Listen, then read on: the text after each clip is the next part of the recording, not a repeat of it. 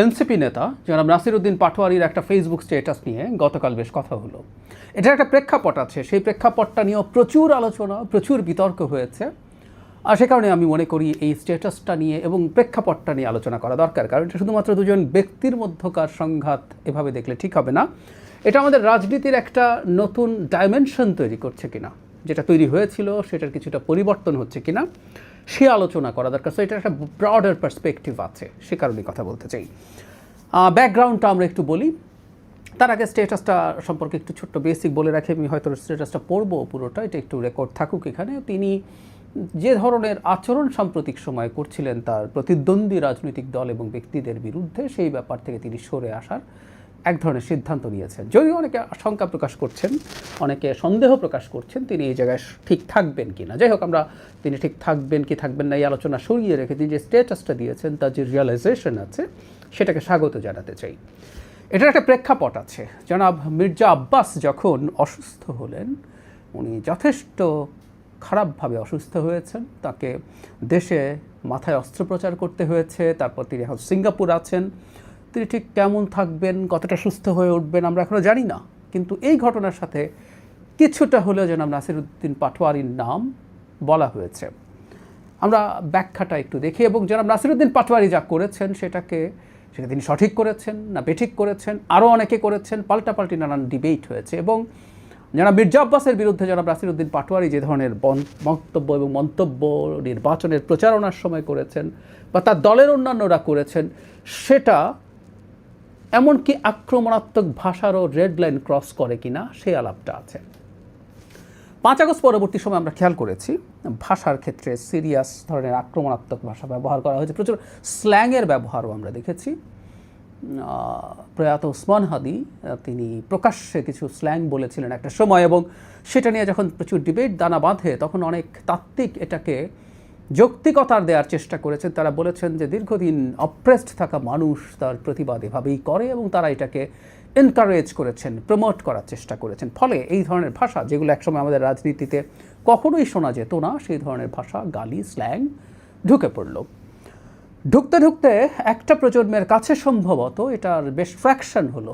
আমাদের মনে থাকার কথা, জনাব তারেক রহমানের বিরুদ্ধে বিভৎস, অশ্লীল, নোংরা গালি দিয়ে স্লোগান দেওয়া হয়েছে। আমাদের বীর মুক্তিযোদ্ধা জনাব ফজলুর রহমানের বাসার সামনে বসে প্রকাশ্যে মাইকে স্টুডেন্টরা বিভৎস গালিগালাজ করে স্লোগান দিয়েছেন এবং অনেকে এগুলোকে সমর্থন করার চেষ্টা করেছেন। কিন্তু এখানে একটা কিন্তু আছে, জনাব মির্জা আব্বাসের বিরুদ্ধে যে ক্যাম্পেইন ছিল সেটা এই ঘরানার ছিল না, ভিন্ন ছিল। তাকে স্পষ্টভাবে একটা ফৌজদারি অপরাধে অভিযুক্ত করে বক্তব্য দেওয়া হয়েছে, স্লোগান দেওয়া হয়েছে যে তিনি চাঁদাবাজ, তিনি গ্যাংস্টার। এমনকি বিদেশি একটা ডেলিগেটের সামনে আমরা খেয়াল করেছি জনাব নাসিরউদ্দিন পাটোয়ারি জনাব মির্জা আব্বাসকে এই ধরনের অভিযোগ করেছিলেন। এখন প্রশ্ন হচ্ছে, এর জবাবে এর পাশাপাশি অনেকে এরপর এনসিপির অনেকের বিরুদ্ধে পাল্টা কী ধরনের ক্যাম্পেইন চলেছে সেগুলো সামনে এনেছেন। আমরা একটা জিনিস গুলিয়ে ফেলি, কারো বডি শেমিং করা বা কাউকে কোনো অশ্লীল গালি দেওয়াও অন্যায়, আর একই সাথে কারো বিরুদ্ধে সুস্পষ্ট একটা ফৌজদারি অপরাধের অভিযোগ আনা ভিন্ন জিনিস। জনাব মির্জা আব্বাসের বিরুদ্ধে যেভাবে চাঁদাবাজির অভিযোগ আনা হয়েছে স্পষ্টভাবে, সেটা তো হয়েছেই একটা পর্যায়ে, এটা এমন পর্যায়ে চলে গিয়েছিল, আমি যদিও জনাব হাসনাত আব্দুল এটার জন্য অ্যাপোলোজাইজ করেছেন। একজন শিশুকে নিয়ে তিনি একটা ভিডিও আমাদের সামনে চলে আসে, যেটা তিনি বলছেন একটা ক্লোজ গ্রুপে ছিল। যদিও ক্লোজ গ্রুপেও এই ধরনের ভিডিও করা বা স্প্রেড করা উচিত না। আমি আবারও বলছি, জনাব হাসনাত আব্দুল অত্যন্ত দায়িত্বশীলতার পরিচয় দিয়ে সরি বলেছেন, আমরা সেটা ভুলে যাব। কিন্তু যে বলছি যে তাকে চাঁদাবাজ একটা মানুষকে স্পেসিফিকলি অভিযোগ করা হচ্ছে, তাহলে আসলে আমি মনে করি এটার বিরুদ্ধে মামলা হওয়াই উচিত ছিল। সেটা অন্য কেউ না, জনাব মির্জা আব্বাস করতে পারেন, কারণ যিনি তাকে অভিযোগ করছেন তাদের যখন তার মানহানি হচ্ছে এটা প্রমাণ করতে হবে। এটা অন্য সব গালি না, আমি আবারও বলছি, কোনো কোনো গালি ইভেন শুনতে এর চেয়ে খারাপও লাগতে পারে, কিন্তু কারো বিরুদ্ধে একটা ফৌজদারি অপরাধের স্পেসিফিক অভিযোগ করে যখন ক্যাম্পেইন করা হয় সেটার প্রমাণ আসলে যিনি করছেন তাকে দিতে হবে। আদারওয়াইজ এই ধরনের ক্যাম্পেইনের বিরুদ্ধে দাঁড়াতে হবে এবং এটাকে আমি রেড লাইন মনে করি, সিরিয়াসলি মনে করি। অন্য সব আক্রমণাত্মক বা গালিগালাজকেও রেড লাইন মনে করি, কিন্তু এটা একটা সিরিয়াস রেড লাইন। সুতরাং যারা মির্জা আব্বাসের বিরুদ্ধে অভিযোগকে এনসিপির কারো বিরুদ্ধে যে ধরনের অভিযোগ করা হয়েছে, যে ধরনের স্লোগান দেওয়া হয়েছে, কখনো কখনো মানে বডি শেমিং করা হয়েছে বা এই ধরনের কথা, সেগুলোকে সোশ্যাল ইকোনমিক কন্ডিশন নিয়ে ইঙ্গিত করে বাজে কথা বলা হয়েছে, সেগুলো খুবই খারাপ, কিন্তু এই দুটো তুলনীয় না, এটা আমাদের বুঝতে হবে। ফলে যেটা দাঁড়ালো, এখন অনেকে যেটা মনে করেন যে এই ধরনের একটা মানসিক চাপই মির্জা আব্বাসের এ ধরনের ঘটনা ঘটেছে কিনা। পাল্টা কথাও কেউ বলছেন তিনি রাজনীতি করেন, তিনি এগুলো শুনে অভ্যস্ত বা স্ট্রেস নিতে পারতে হবে, রাজনীতি এইরকমই, ইত্যাদি ইত্যাদি।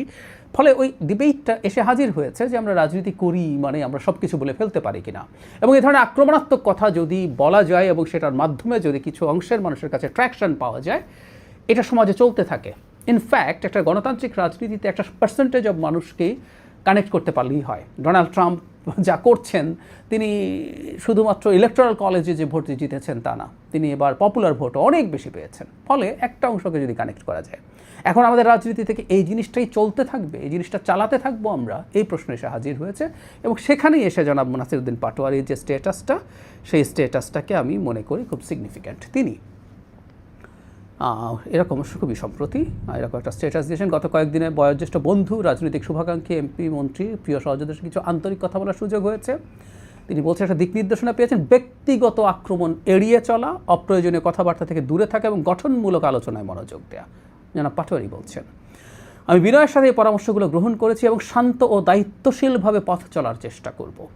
রাজনৈতিক, অর্থনৈতিক ও সাংস্কৃতিক অগ্রগতির জন্য নিজের সামর্থ্য অনুযায়ী কাজ করে যেতে চাই। আমার কোনো কথা বা কাজে অনিচ্ছাকৃতভাবে কেউ কষ্ট পেয়ে থাকলে আন্তরিকভাবে ক্ষমা প্রার্থনা করছি। আপনাদের দোয়া, ভালোবাসা ও পরামর্শ আমার পথ চলার সঙ্গী। গতকাল ধানমন্ডি তাকুয়া মসজিদে তিনি মানে কিয়ামুল লাইলের মাধ্যমে এই আত্মিক যাত্রার এক নীরব সূচনা করেছি। আল্লাহ আমাদের সবাইকে ক্ষমা করুন এবং সঠিক পথে পরিচালিত করুন। খুবই চমৎকার, খুবই মডেস্ট, এবং একটা মানুষের যদি রিয়েলাইজেশন হয় যে তিনি যা করেছেন ঠিক করেননি, সেই মানুষটা ক্ষমা পাওয়ার যোগ্য, but which is very important যে এটা কন্টিনিউ করছে। কেউ কেউ সন্দেহ প্রকাশ করছেন যে এটা হয়তো থাকবে না, কারণ এনসিপির একটা অংশের রাজনীতি আসলে অত্যন্ত আক্রমণাত্মক রেটরিকের মধ্যে আছে। আমি আক্রমণাত্মক রেটরিক পুরো বাদ দিয়ে দিতে বলবো না, কিন্তু আমি আবারও বলছি, কাউকে স্পেসিফিক একটা ফৌজদারি অপরাধে অভিযুক্ত করার মতো বিষয় থেকে সতর্ক থাকতে হবে। এবং আমি মনে করি এই ব্যাপারে যার বিরুদ্ধে হয়েছে তার নিজের আইনি ব্যাখ্যা এবং সুরক্ষা চাওয়ার অধিকার আছে, এবং সেটা করা উচিত। কারণ আমি আবারও বলছি, এটা একটা সিরিয়াস রেড লাইন, এই রেড লাইনটা মানতে হবে। জনাব নাসিরউদ্দিন পাটোয়ারি যেটা বললেন, আমি স্বাগত জানাই, সাধুবাদ জানাই, এবং আমি চাই বাংলাদেশে ভবিষ্যতে একটা গণতান্ত্রিক রাজনৈতিক ধারা থাকুক, সমালোচনা থাকবে, আলোচনা থাকবে, আক্রমণও থাকবে। আমি রাজনীতিতে আক্রমণ করবো না আমি তা বলছি না, রাজনীতি খুবই সিরিয়াস ব্যাপার, কেউ কাউকে আক্রমণ করবেনই, কঠোর ভাষা ব্যবহার করবেন, কখনো কখনো সেটা কারো কারো কাছে বেশি মনে হতে পারে, সেটাও থাকুক। আমরা খুব রাতারাতি খুব উদার গণতান্ত্রিক হয়ে যাব তা তো না। আর ওই যে প্রায় বলি যে একটা ভয়ের জায়গা আছে, বর্তমান পৃথিবীটা উগ্র ডানপন্থী রাজনীতির এক ধরনের বাড়বাড়ন্তের সময়। কিন্তু এখন প্রশ্ন হচ্ছে, আমরা এই গড্ডালিকা প্রবাহে গা ভাসিয়ে শর্ট টার্ম সাফল্য অর্জন করতে চাইব কি চাইব না।